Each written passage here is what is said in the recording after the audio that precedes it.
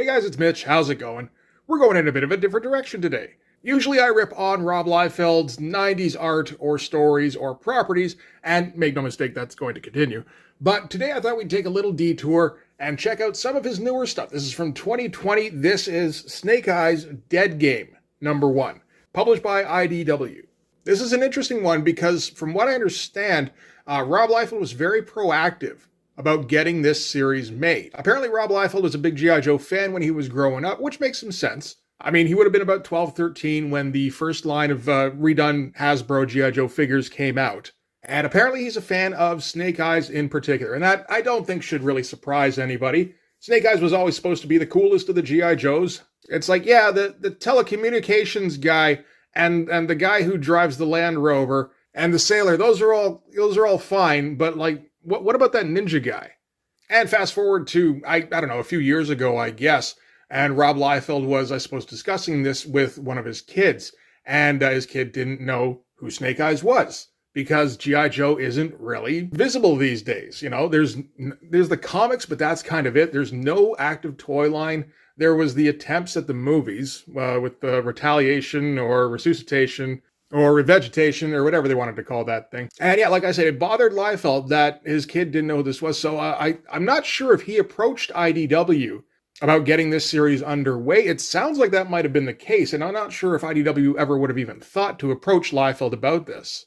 Like, you know, what does Liefeld draw these days? He draws superheroes. Well, I mean, he draws covers, and he draws Deadpool.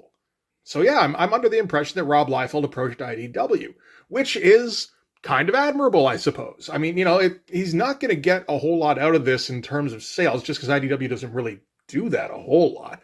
I mean, I'm sure there's the Rob Liefeld thing where he assumed that if he put out a comic, it was going to do banger numbers. But still, it sounds like the primary motivation was just to get G.I. Joe and Snake Eyes in particular back into the public eye a bit more. Or at the very least, that's how he sold it. And I can't really complain about that. You know, if you love a thing and you have the ability to elevate public awareness of that thing, why don't you do that? So in terms of intention, I have to say, like, I'd have to give Rob Liefeld a thumbs up on this, which is a strange feeling, but no, I think he deserves it. Now, the actual finished product, that's another matter, and we'll get into that in detail. So why don't we start? We can start with the cover. This is every single Rob Liefeld cover that he's put out for 15 years, it feels like. Guy standing there in a semi-action pose, and because he decided to go all out, he threw in floating heads. Rob Liefeld knows that you can do a montage piece that looks cool, where you've got, you know, a main figure, and then like a big head in the background, and that makes for an interesting composition, but he has no idea how to execute it. He never has. He just throws them in randomly. And he spends minimal effort on the heads as well. The figure itself is fine, if kind of an odd pose, and, you know, it's a little bit stiff, and just kind of like, what are you doing there, bud? You about to hack that hand off, or what's going on?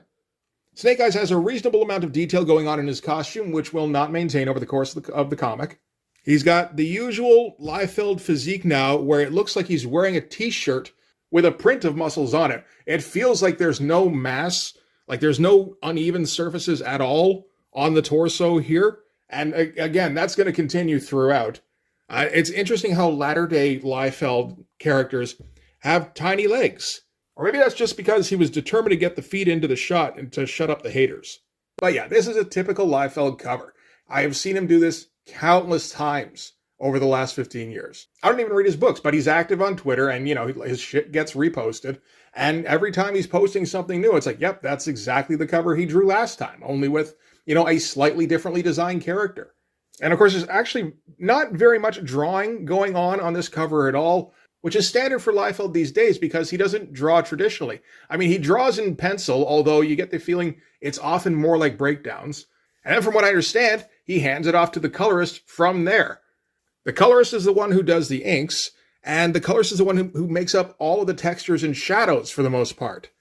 You know, there's a bit of black going on in the costume here, but no, this is mostly down to the colorist, and that's how Liefeld does everything these days. So yeah, low effort as usual. We can take a look at some of the other covers for this particular issue, because this is the deal these days, of course, where you have to have 30 variant covers on an issue 1 if you want it to succeed.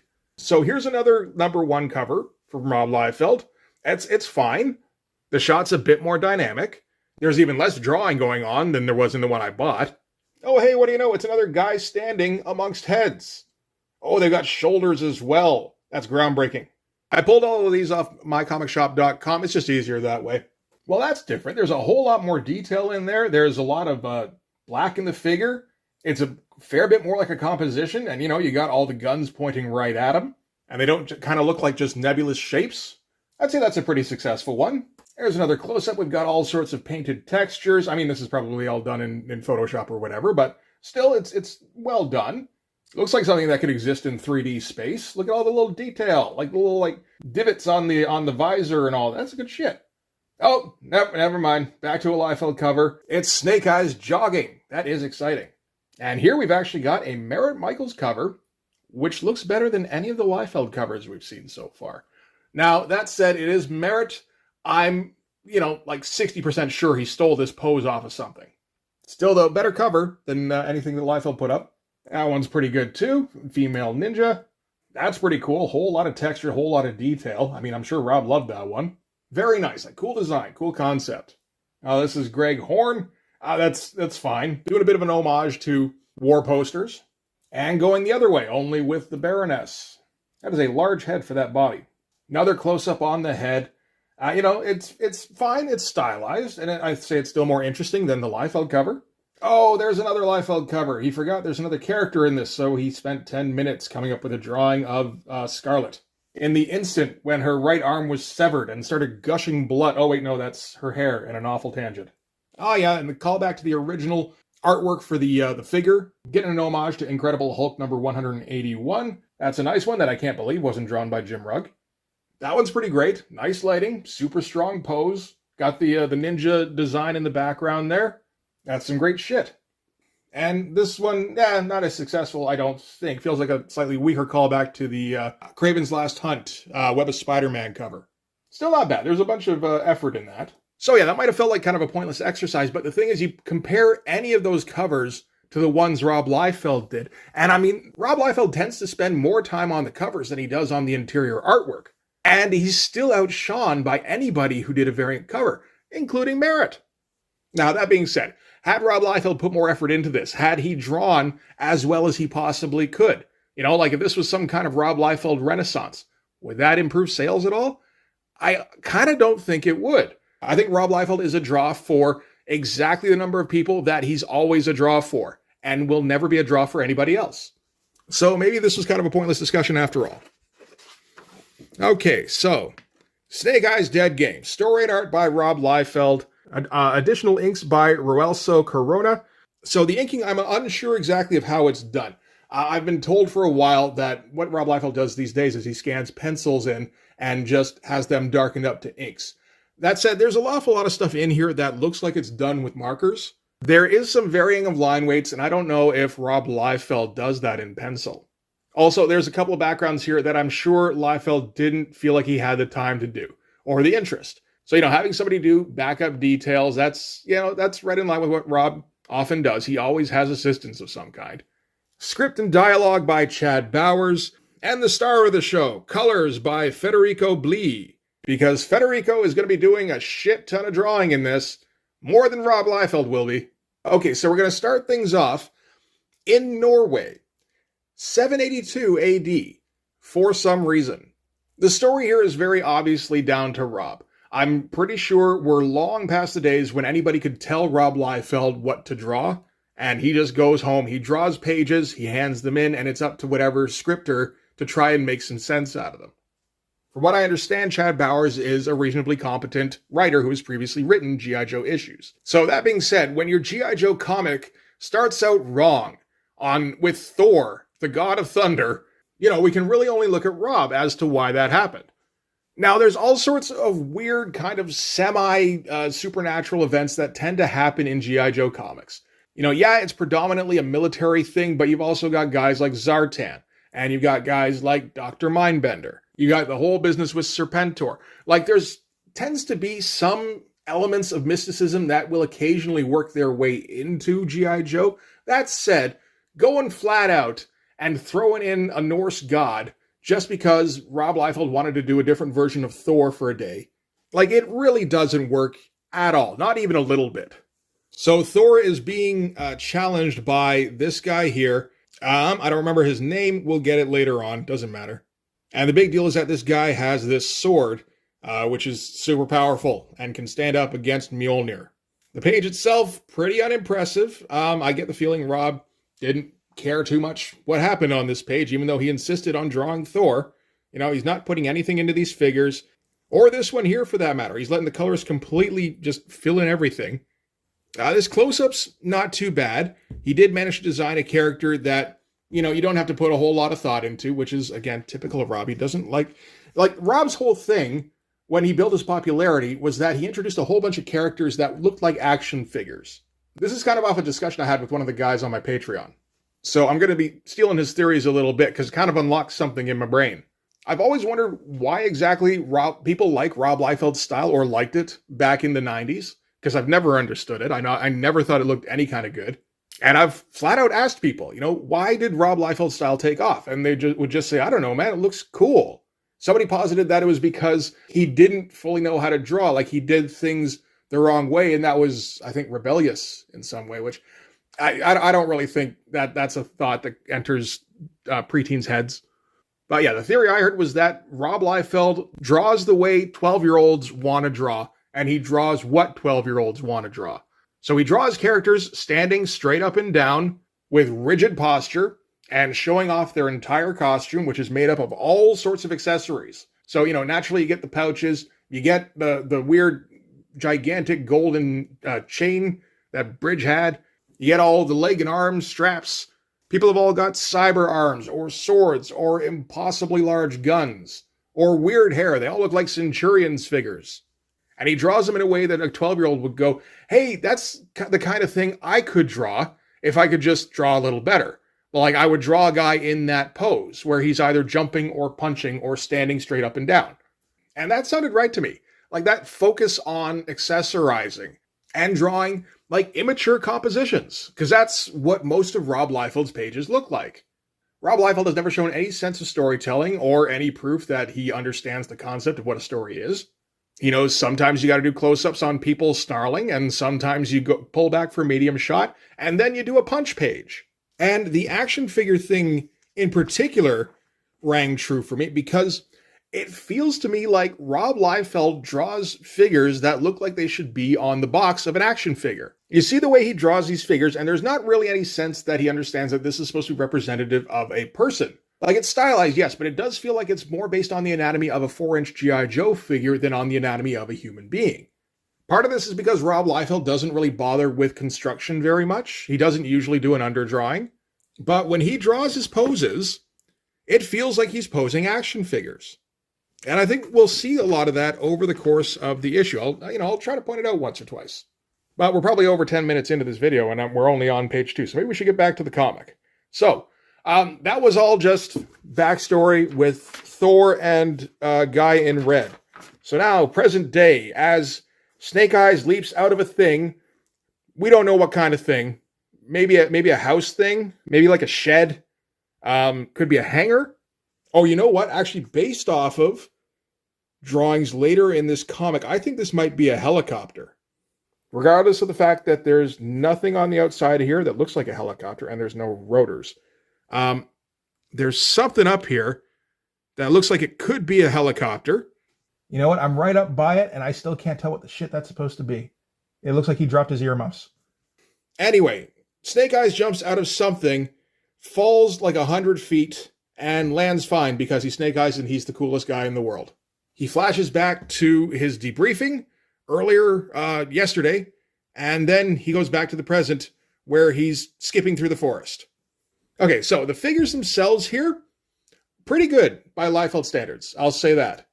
Again, there's that stiffness where it doesn't feel like he's trying for anything dynamic and it doesn't feel like he's trying for anything realistic. It just feels like this is a pose I know. But it's interesting the way he's going these days, where in the past you would have heard about anchor images, where the page is designed around a primary image where the cool shit is happening. And everything kind of works off of that. And then you go and you sell that page for 5 figures. This feels like that, only taken up a notch, where just about every page has what feels like Rob Liefeld considers to be a cool shot of the character. which is, you know, great for resale purposes and shit for storytelling purposes, so it's kind of perfect for a Rob Liefeld comic book. You know, if you're buying Rob Liefeld art these days, chances are you're shelling out over 50 grand for a page or a cover or a fucking napkin sketch. So, I mean, if you're shelling out huge money for, you know, something somebody spent an hour and a half on, you might as well get a gigantic shot of Snake Eyes leaping or skipping. Oh, these pages, he didn't bother with that, though. All right, so we're starting off with Snake Eyes, and what is he doing, everybody? That's right. He's invading an installation. Because, of course, Rob Liefeld thinks there's nothing cooler than a single guy dropping into an installation and beating the shit out of a whole bunch of nobodies without breaking a sweat. That's riveting action. He didn't feel like drawing any riveting action that day, though. We get him walking down some kind of techie halls, and then, I don't know if the lights go out. There's no real indication that there's any kind of lights going on here. They describe thermal heat pads, I think? Thermal LEDs. So that's why we're up in, you know, snowy mountains, but, you know, it's all kind of techie inside. And I mean, let's be honest, Rob Liefeld just drew like a couple of panels leading down the hall and then left it up to the writer to figure out what that meant. So anyway, yeah, some nobodies show up. I guess the lights are out, so Rob doesn't have to draw quite as much. And yeah, Snake Eyes takes care of everybody without breaking a sweat. This feels like it's meant to be kind of like the Kill Bill fighting in the dark sequence. But again, we're not really coming up with any cool action shots, like, at all. Which, you know, like, is a little bit surprising, because this is the first action sequence of the book.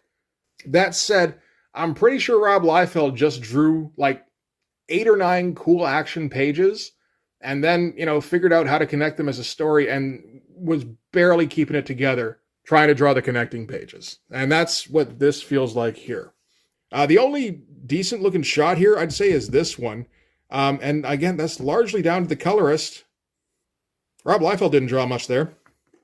Okay, and, you know, here we go again, where we've got our anchor images.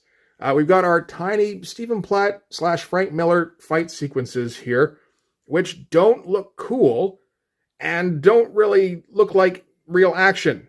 So again, what is the point of this other than to show that Snake Eyes did different kinds of moves? I guess that's it. And then we get more posing of the action figures. I mean, you'll even look at Snake Eyes here. Look at his hands. That's how an action figure holds a sword. And more of the torso that just looks like he's wearing a t-shirt with muscles printed on it. Like, there's no depth in this whatsoever.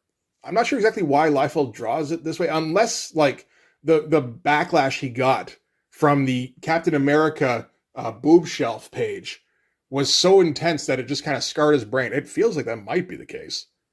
But, you know, as far as a single page of Snake Eyes, you know, standing and holding a sword, that looks fine. A single page of Snake Eyes standing holding 2 swords, because when he's holding one, it reproduces by mitosis. As far as a mitosis page goes, that's not too bad at all, really. I think it's largely down to the colorist. You can never really judge a Rob Liefeld page anymore, because most of the work on any given page is done by the colorist. And it's like through this thick filter. Like, if you really look, you can kind of see the art under there, and there's just not very much at all most of the time. Oh, God. Oh, yeah. So now we got to draw the connecting pages that Rob Liefeld has no interest in whatsoever. So Snake Eyes jogs along and meets Roadblock here, as well as, apparently, Tripwire. This is Tripwire. How can you tell? Because they say he's Tripwire. Certainly not by how he looks, because we're not going to really get a good look at him. In case you're wondering, this is the Tripwire guy. Rob decided not to draw him. Not, I don't think, because he thought it didn't look cool, or, you know, he thought it would be too difficult. I think he forgot who Tripwire was. Tripwire wasn't a big enough character for Rob Liefeld to remember. I think Rob Liefeld remembers guys like Roadblock. He remembers Scarlet. He remembers, like, Shipwreck, probably. Bazooka? I don't know if Bazooka shows up in this series. I wouldn't be too surprised. You know, anybody who's, like, a more larger-than-life character or has, like, a gimmick, I think those are the guys Rob Liefeld will remember to drop into a G.I. Joe series. This guy here, he just drew a guy picking a lock, and the writer had to decide that this was Tripwire because it's another G.I. Joe on the scene, man. Like, if you're going to put another G.I. Joe in there, like, give him some kind of close-up, because we got to justify other G.I. Joes being in here. So, terrible close-up that Rob spent no time on. Rob spent no time on any of this. Like, look at this fucking panel. Just blacked in everything, drew the outline of a guy and left it up to the colorist. And the colorist had like a bit of a seizure, and I don't know what the hell he was thinking there. But I mean, I guess like it's not like he drew that as a silhouette with a white background. He did the reverse. He drew the black background and a white silhouette, and there's not a lot I mean, he could just make it yellow or blue or something, and that wouldn't look any better. So anyway, Tripwire finishes opening up the door that he's been locking. So the whole deal, I probably should have said what the mission was supposed to be. Basically, G.I. Joe has gotten this communication that from this installation somewhere, often like the Himalayas or some shit, and it's a very old form of code. And they're sending down Snake Eyes to investigate, and as well as a couple of other guys too, which kind of makes me wonder, like, how did these guys get in anyway?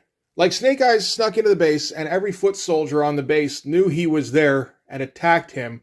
And while he was doing that, Roadblock and Tripwire snuck in and started picking this lock. You'd think maybe Roadblock would be the distraction and Snake Eyes would sneak in Tripwire, but, you know, Rob Liefeld's not thinking about an actual story. He's just drawing pages.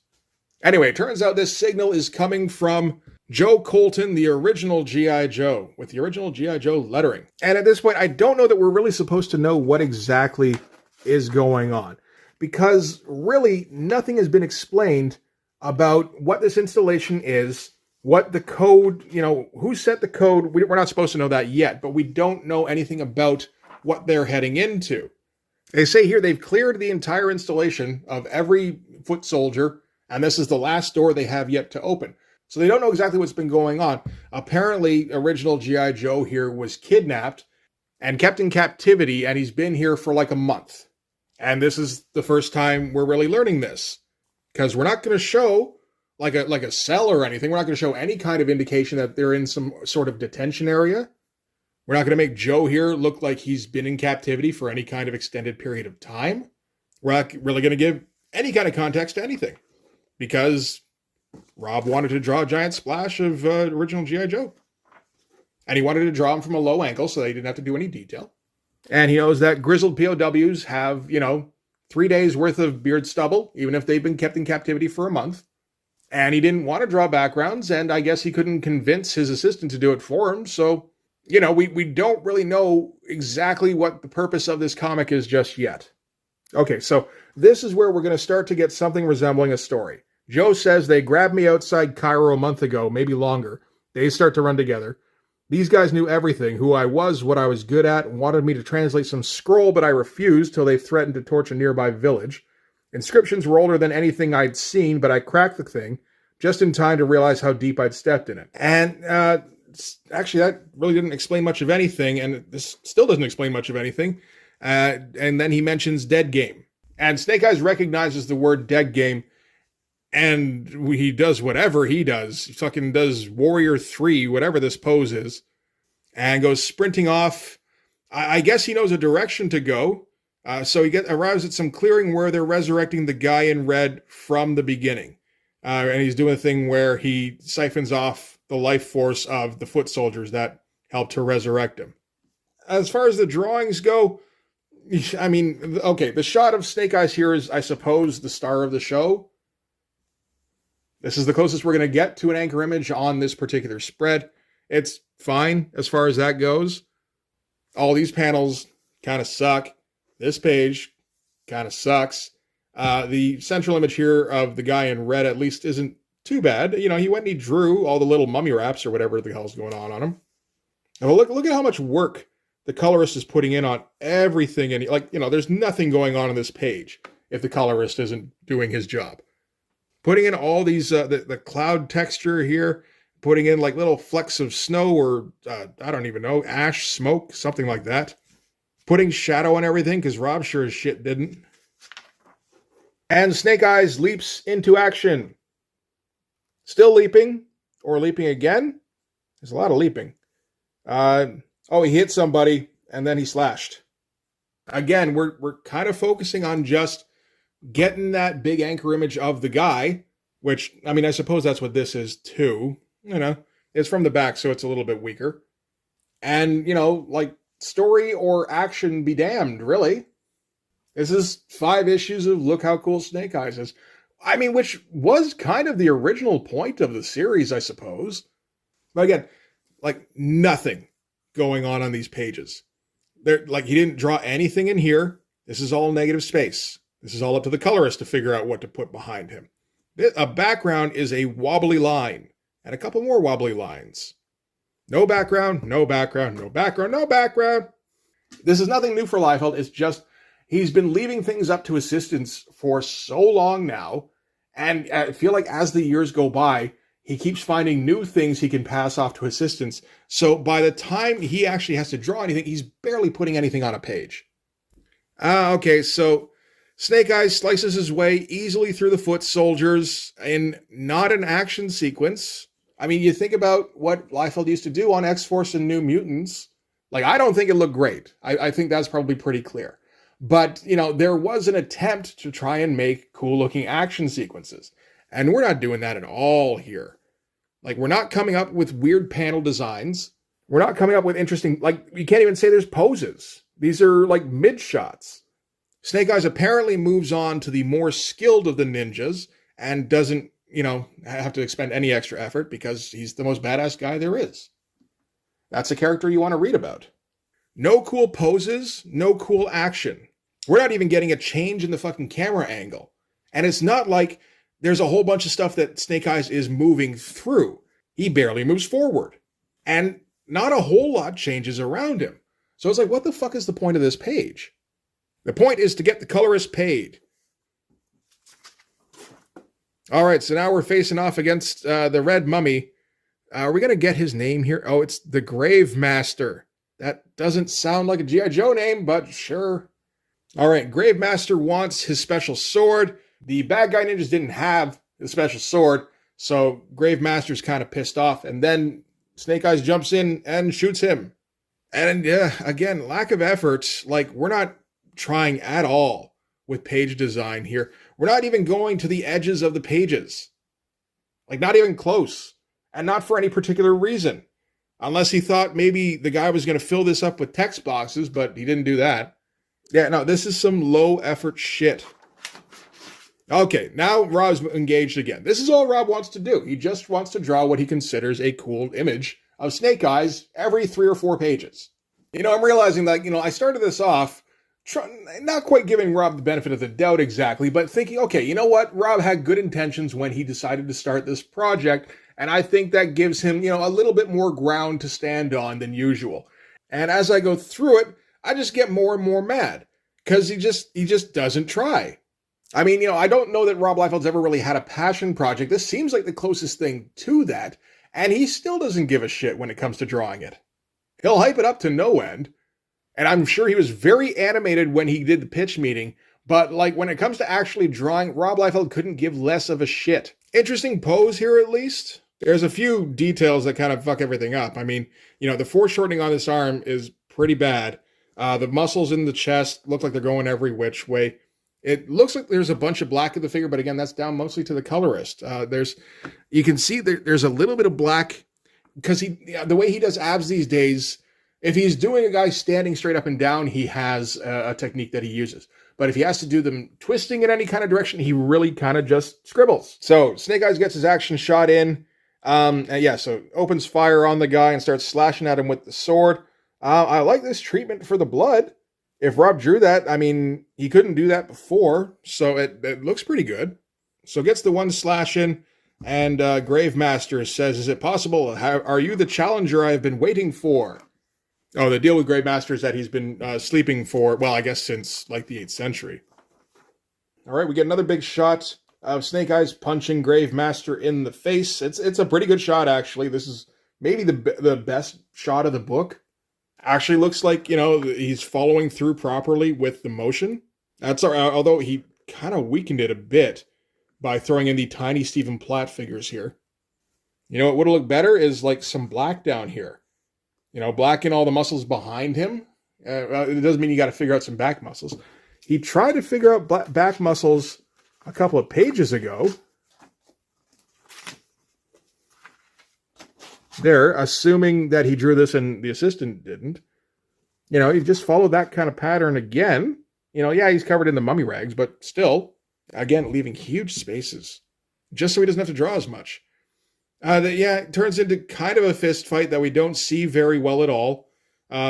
Snake Eyes shoots him a whole bunch again, but it doesn't really do anything.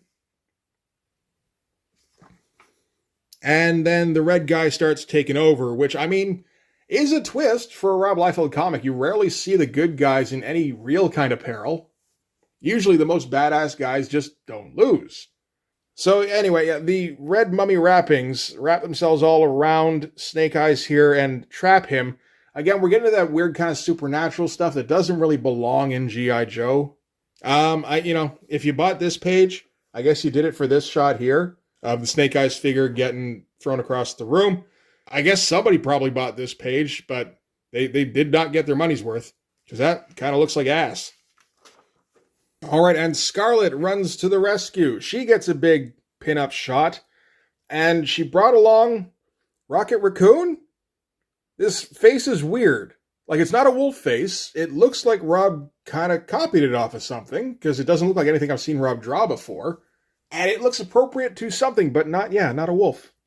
And this is meant to be, I suppose, like an assault rifle. Like, it's funny, if you get back to what I was saying about Rob Liefeld drawing action figures, the action figures came with more detailed accessories than this. This is the worst looking gun I think I've ever seen.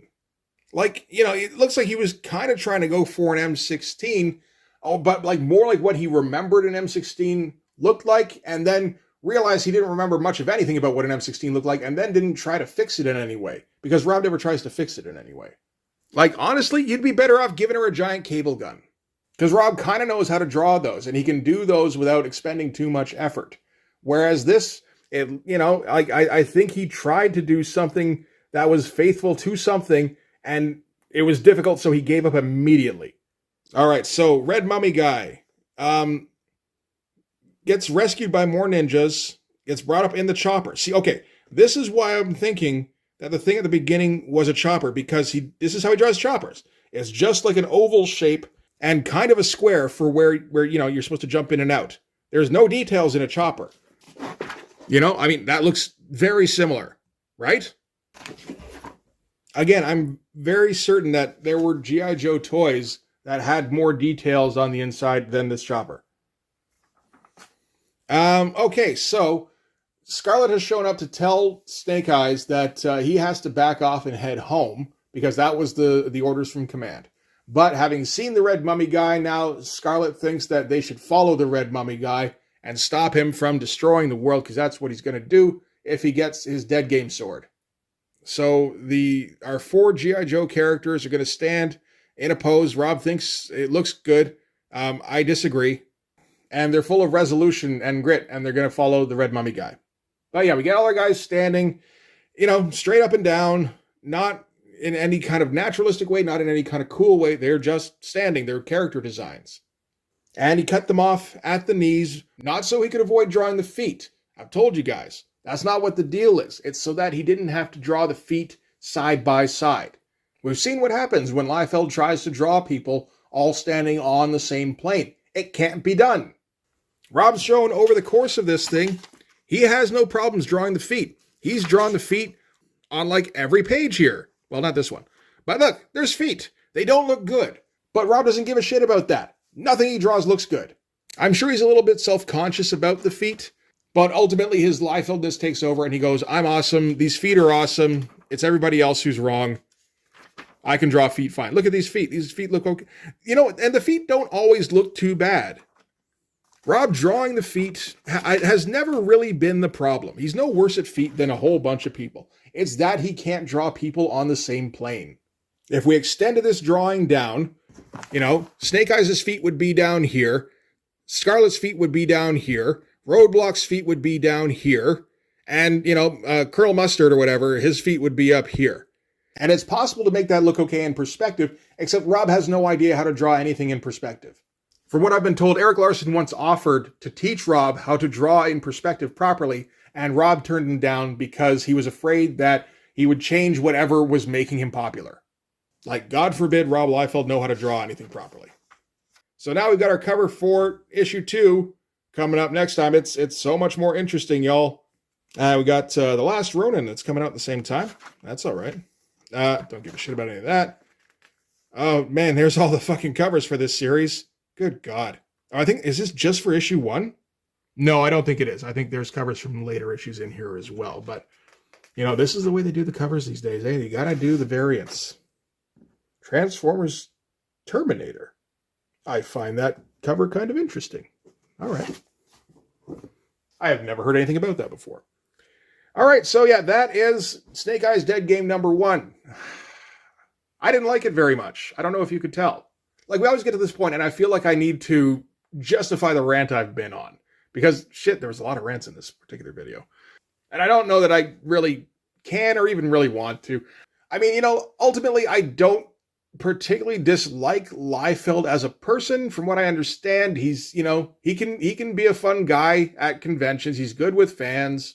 If he decides that he wants to hire you for stuff, he'll probably pay you pretty well, assuming that he pays you. But he just puts so very little effort into anything he does when it comes to actually drawing a comic, which is, you know, theoretically the thing that he does. He just figures, you know, you slap that Liefeld signature on there, and that's going to get the kids to come running. So did it do that? Not really. The first issue here was the 48th most ordered issue for the month that it was released. So I don't have an exact number for number of copies sold, but it's probably in the neighborhood of about 30,000. Issue 2 came in at 22,000. I don't have numbers for issue 3 or 4, but issue 5, the last issue of the series, came in at 18,000. So not even a blip. This just went to the people who were already Liefeld fans. I don't think it really raised the profile of Snake Eyes in any way. That said, I mean, you know, the original intention is still a fine idea, and if he decides to do that again, I'm all for it. I'd like him to try, but I know he won't, so it doesn't matter. So anyway, that'll do it for this one. Sorry to the Liefeld fans, I thought this might be a bit more even-handed, and it really didn't turn out to be. Because I always do an initial read-through on these, and I mean, you know, there were some aspects of this that were genuinely interesting, like the fact that when he does his pages now, an awful lot of focus is on just a giant shot of a figure. And I was leaning in kind of a positive direction for when I was, you know, thinking about those initially, but like taking a closer look at this thing panel to panel and like really getting up in it, it does just get infuriating.